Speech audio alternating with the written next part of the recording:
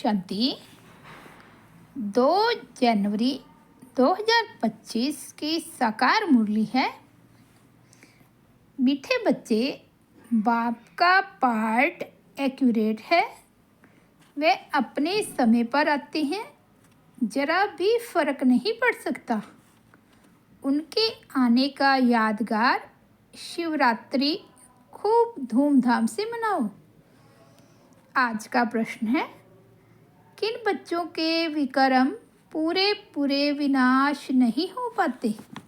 उत्तर है, जिनका योग ठीक नहीं है, बाप की याद नहीं रहती, तो विक्रम विनाश नहीं हो पाते। योग युक्त न होने से इतनी सद्गति नहीं होती, पाप रह जाते हैं, फिर पद भी कम हो जाता है। योग नहीं तो नाम रूप में फंसे रहते हैं, उनकी ही बातें याद आती रहती है। वे देही अभिमानी रह नहीं सकते। गीत बजा है, यह कौन आया आज सवेरे सवेरे। ओ शांति, सवेरा कितने बजे होता है? बाबा सवेरे कितने बजे आते हैं? कोई ने कहा 3 बजे, कोई ने कहा 4, कोई ने कहा संगम पर, कोई ने कहा 12 बजे। बाबा एक्यूरेट पूछते हैं, 12 को तो तुम सवेरा नहीं कह सकते हो। 12 बजकर 1 सेकंड हुआ, 1 मिनट हुआ तो AM अर्थात सवेरा शुरू हुआ। यह बिल्कुल सवेरा है। ड्रामा में इनका पार्ट बिल्कुल एक्यूरेट है। सेकंड की भी देरी नहीं हो सकती। यह ड्रामा अनादि बना हुआ है। 12 बजकर 1 सेकंड जब तक नहीं हुआ है तो AM नहीं कहेंगे। यह बेहद की बात है। बाप कहते हैं, मैं आता हूँ सवेरे सवेरे।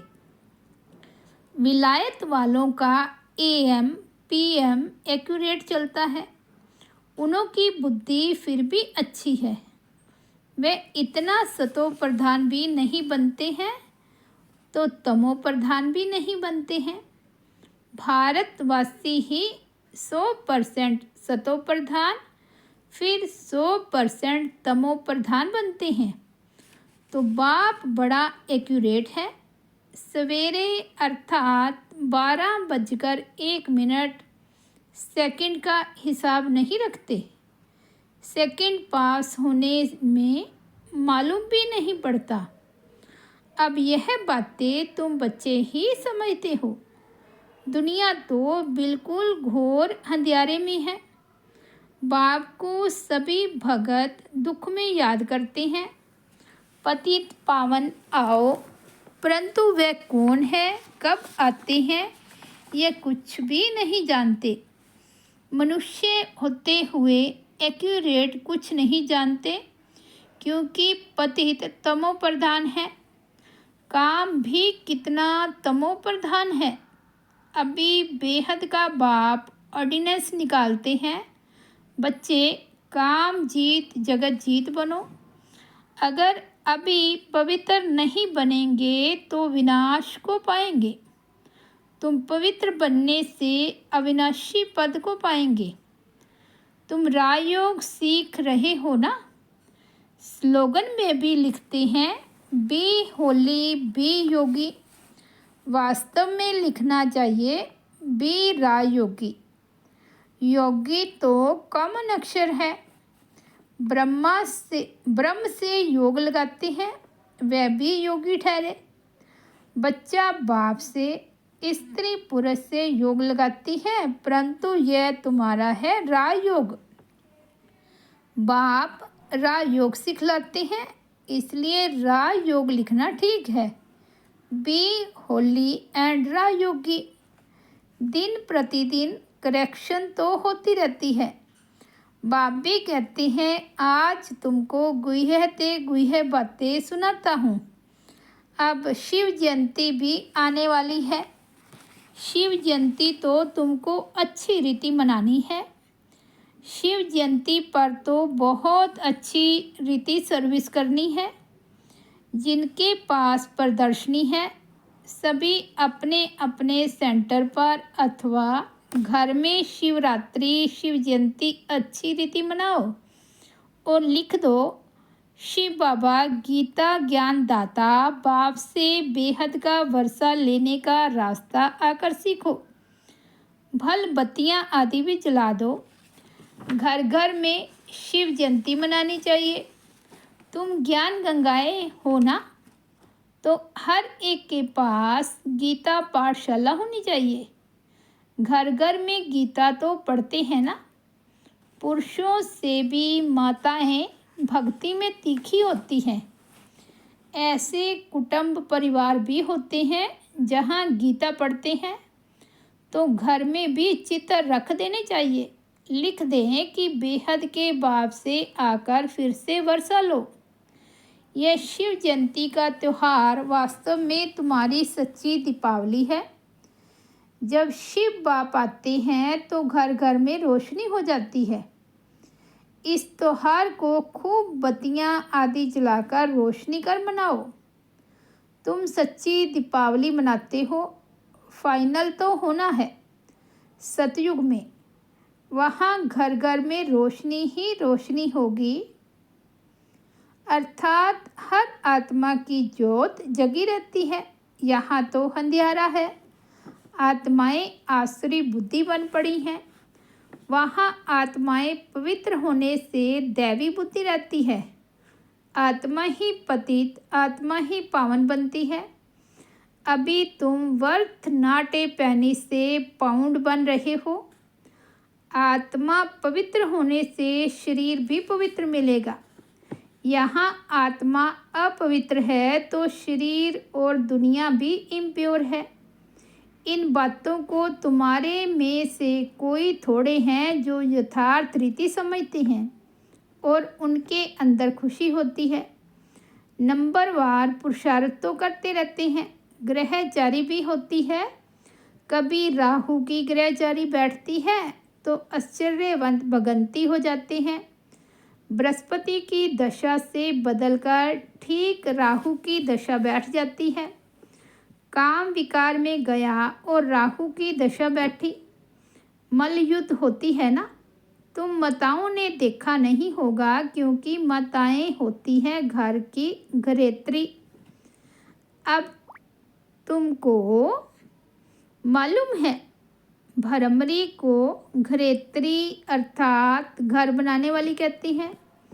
घर बनाने का अच्छा कारीगर है इसलिए घरेत्री नाम है। कितनी मेहनत करती है, वो भी पक्का मिस्त्री है। 2-3 कमरा बनाती है, 3-4 कीड़े ले आती है। वैसे तुम भी ब्राह्मणियाँ हो। चाहे 1-2 को बनाओ, चाहे 10-12 को, चाहे 100 को, चाहे 500 को बनाओ। मंडप आदि बनाते हो, यह भी घर बनाना हुआ ना। उनमें बैठ सबको भूं भूं करते हैं। फिर कोई तो समझकर कीड़े से ब्राह्मण बनते हैं, कोई सड़ा हुआ निकलते हैं, अर्थात इस धर्म के नहीं हैं। इस धर्म वालों को ही पूरी रीति टच होगा। तुम तो फिर भी मनुष्य हो ना। तुम्हारी ताकत उनसे अर्थात भरमरी से जाती है। तुम 2000 के बीच में भी भाषण कर सकती हो। आगे चल 4-5 हजार की सभा में भी तुम जाएंगे। भरमरी की तुम्हारे से भेंट है। आजकल सन्यासी लोग भी बाहर विदेशों में जाकर कहते हैं हम भारत का प्राचीन राजयोग सिखाते हैं। आजकल माताएं भी गेरू कफनी पहनकर जाती है, फॉरेनर्स को ठग कर आती है। उनको कहती है भारत का प्राचीन राजयोग भारत में चलकर सीखो। तुम ऐसे थोड़े ही कहेंगे कि भारत में चलकर सीखो। तुम तो फॉरेन में जाएंगे तो वहाँ ही बैठ समझाएंगे। यह राजयोग सीखो तो स्वर्ग में तुम्हारा जन्म हो जाएगा। इसमें कपड़ा आदि बदलने की बात नहीं है। यहाँ ही दे के सब संबंध भूल अपने को आत्मा समझ बाप को याद करो। बाप ही लिबरेटर गाइड है, सबको दुख से लिबरेट करते हैं। अभी तुमको सतो प्रधान बनना है। तुम पहले गोल्डन एज में थे, अब आयरन एज में हो। सारी वर्ल्ड सभी धर्म वाले आयरन एज में हैं। कोई भी धर्म वाला मिले उनको कहना है, बाप कहते हैं अपने को आत्मा समझ मुझे याद करो तो तुम पावन बन जाएंगे। फिर मैं साथ ले जाऊंगा। बस इतना ही बोलो, जास्ती नहीं। यह तो बहुत सहज है।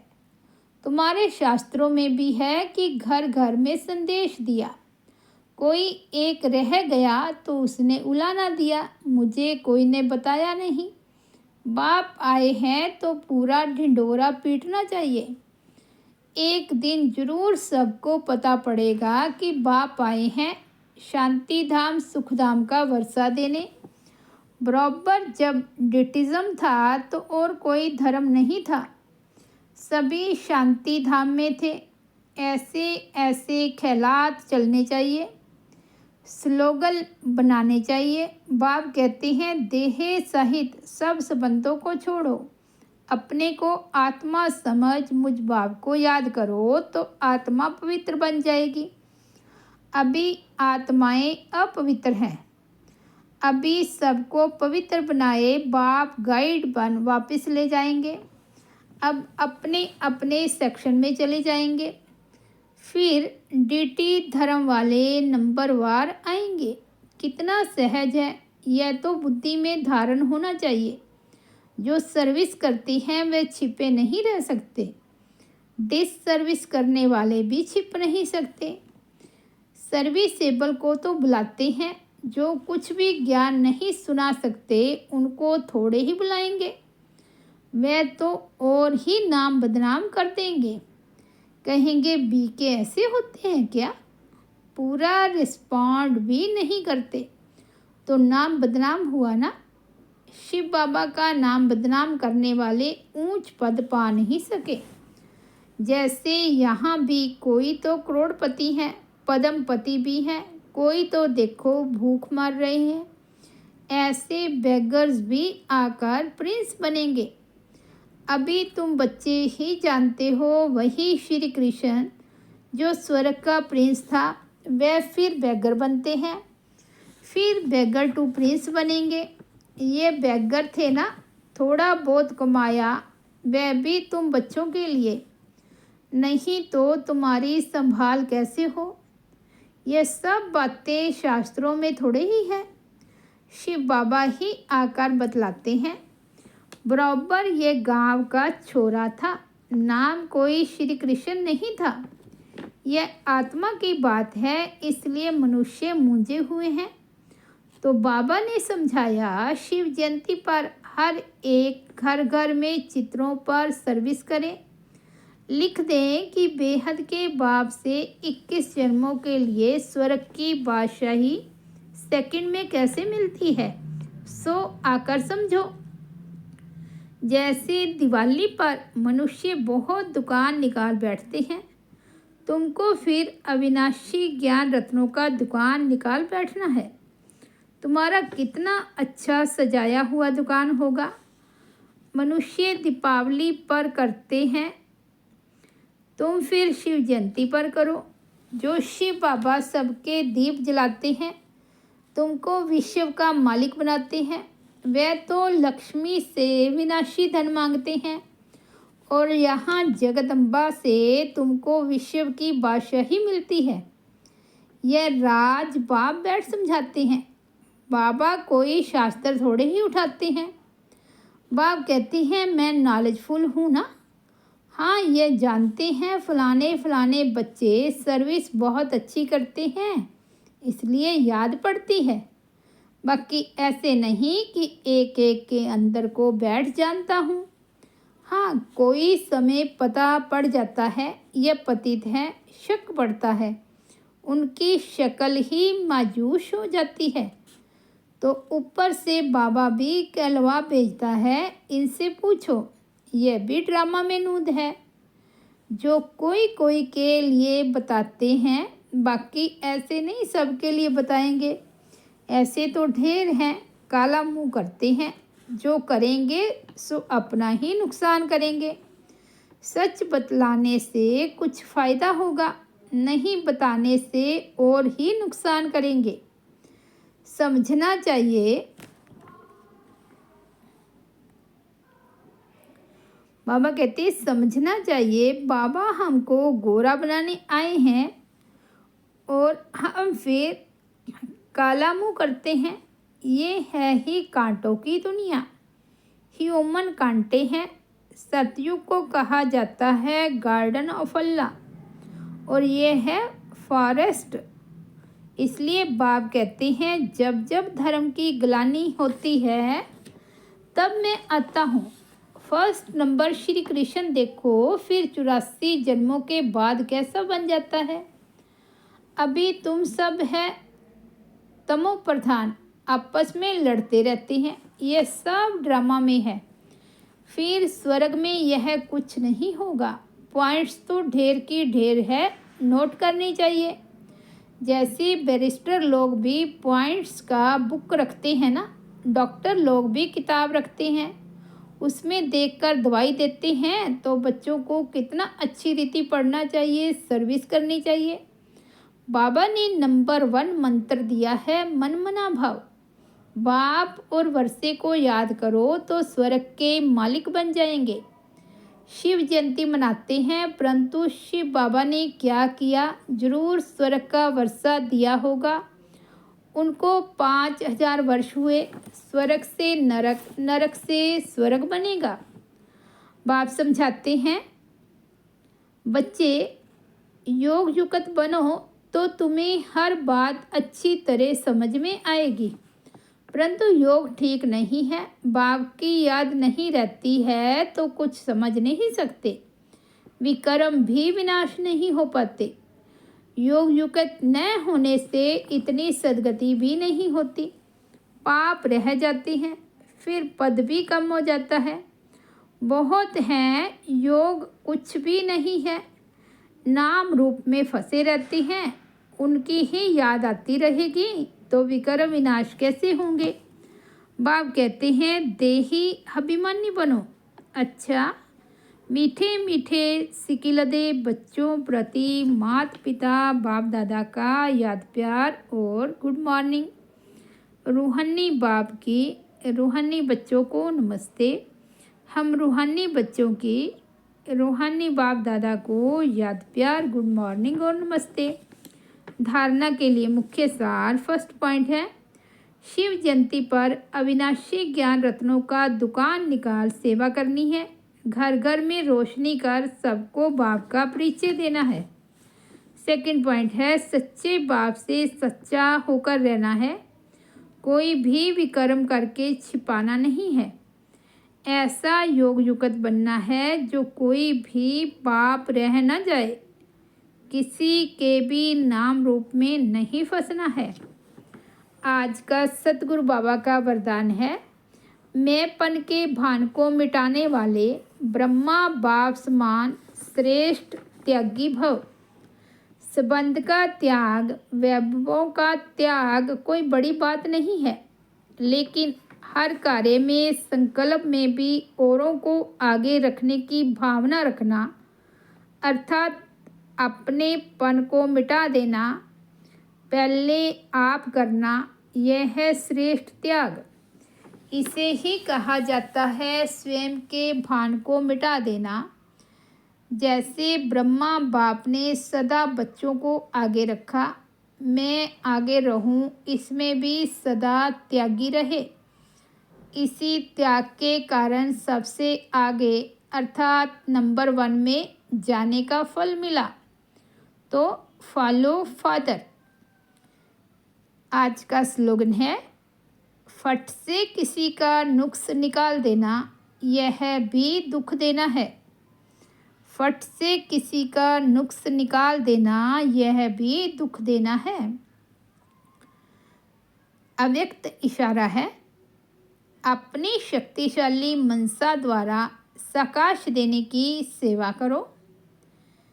जैसे ऊंची टावर से प्रकाश देते हैं, लाइट माइट फैलाते हैं, ऐसे आप बच्चे भी अपनी ऊंची स्थिति अथवा ऊंचे स्थान पर बैठ कम से कम 4 घंटे विश्व को लाइट और माइट दो। जैसे सूर्य भी विश्व में रोशनी तब दे सकता जब ऊंचा है, तो साकार सृष्टि को प्रकाश देने के लिए ऊंचे स्थान निवासी बनो।